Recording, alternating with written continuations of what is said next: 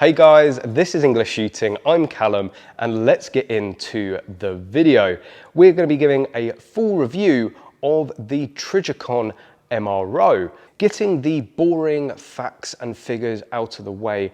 First, what is it? It's a red 2 MOA dot in this configuration. It does also come with a green dot, half MOA adjustment in your windage and elevation. You've got a 25mm objective, a total weight, big plus of this optic, of 116 grams. You can choose to have it on their low, medium or high mount, and you can buy it with or without the mount. There are a number of aftermarket mounts you can buy for it. It's running off of the incredibly popular CR2032 batteries. It's waterproof up to 30 meters, and the overall construction is a forged aluminium. Now, with that out of the way, what are my general thoughts and how did I get to using this as my main competitive optic? I'm going to try and keep it as generalized as possible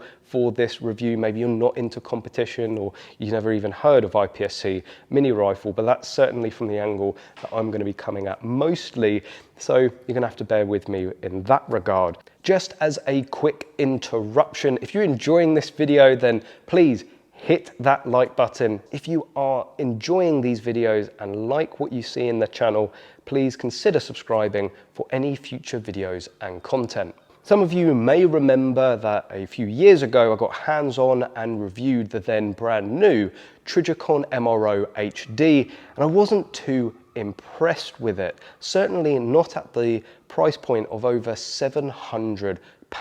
The main difference between the standard MRO and the HD is that the HD came with two reticules, the 2 MOA dot that the MRO has, and also an EOTech style reticle, making it the HD. And it was that secondary reticule that I think let the optic down overall because of some quite severe ghosting. But trying to ignore that ghosting, it started this thought train of potentially there's something there, for which I'm going to revert quickly back to the standard setup. This is by far the most popular setup that you're going to see at rifle competitions, having a LPVO on top and a 45-degree dot. Of course, you're using that scope for those longer, more precise shots, and then you've got the 45-degree for closer,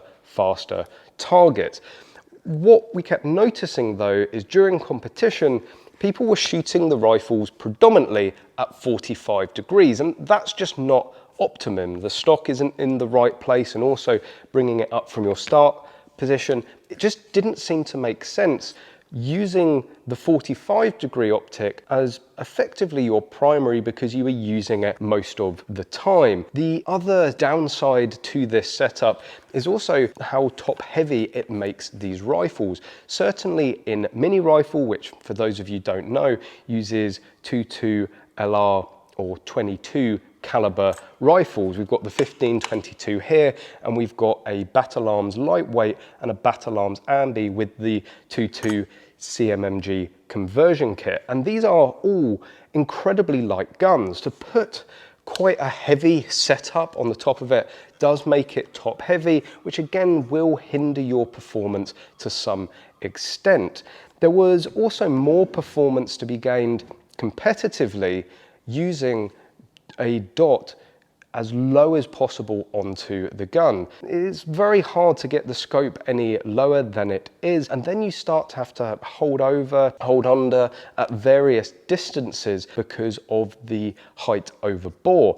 You can see the MRO here is slammed right down to the gun, reducing that height over bore, which means in these configurations from 15 to 120 yards, there is only a 3-inch deviation, meaning that pretty much from 15 to 120 yards, you put the dot on the target and you pull the trigger. There's less computation that you've got to do, less thinking, which translate usually to more speed. The reason that this seems to still be the most popular setup in this sport is because, of course, for full bore IPSC rifle and 3-gun, the distances are just that much greater. You can easily have 500-yard targets, and that's where the single dot is going to start to struggle, or you're going to have that additional magnifier. I think it's a great bit of kit. Obviously, we found that there's some performance gains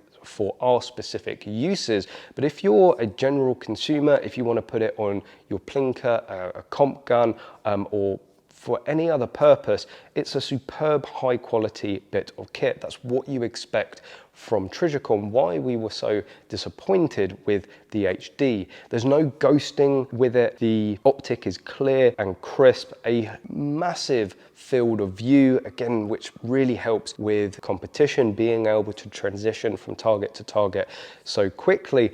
Also, with your acquisition of the dot, it's so fast. Even on the HD, I found with its wide field of view and just the overall construction of the scope, it just really opened out and was very natural to bring up quickly and get on target. Obviously, Trijicon come at it from a more military angle, looking at it for more combat, but the same rules apply. You want to be in either competition or in combat, getting up onto your target quickly, and if there are multiple targets, you want to be getting onto them as quickly as possible, and it does that incredibly well. It's a superbly rugged construction, and we've thrown these guns around. They're competition guns, they're not safe queens, they're not babied, they're chucked in the back of car, they're chucked on the range, we use them in 3-gun, we really do put them through their paces, and we've had no signs of wear, we've had no malfunctions. The battery life on these things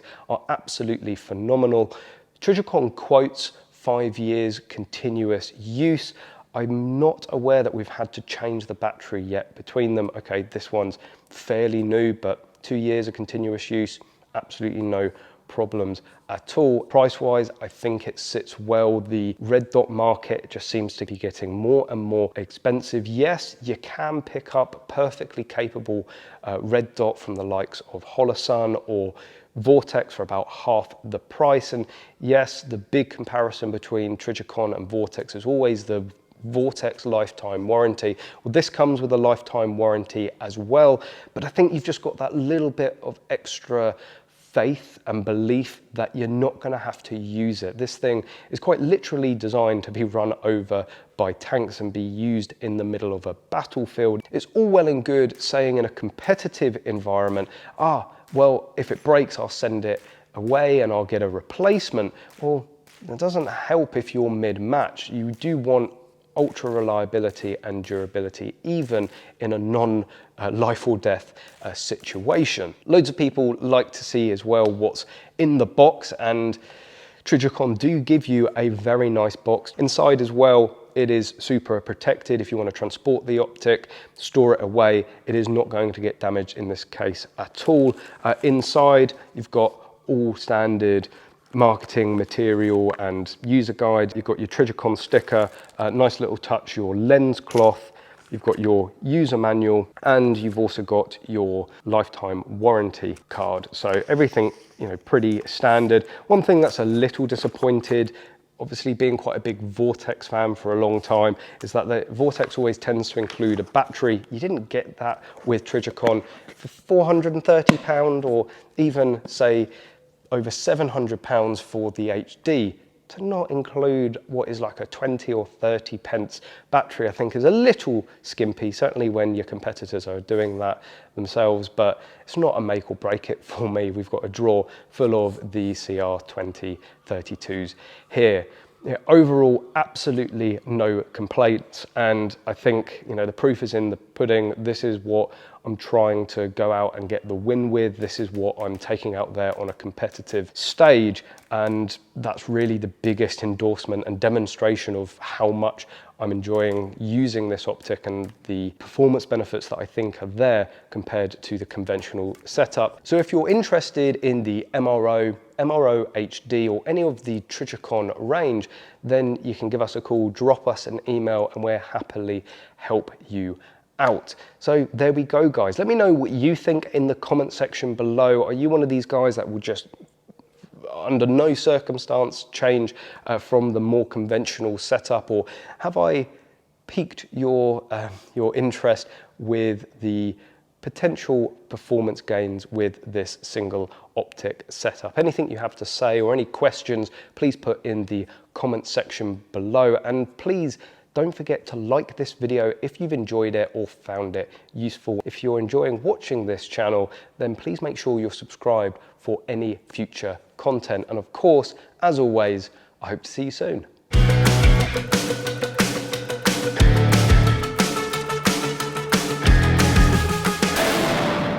Razor at 45 degrees. Having a... Just couldn't hold on, could it? Just couldn't hold on. Stay. This has... Oh, please. Oh, I guess it's testing how robust the optic is.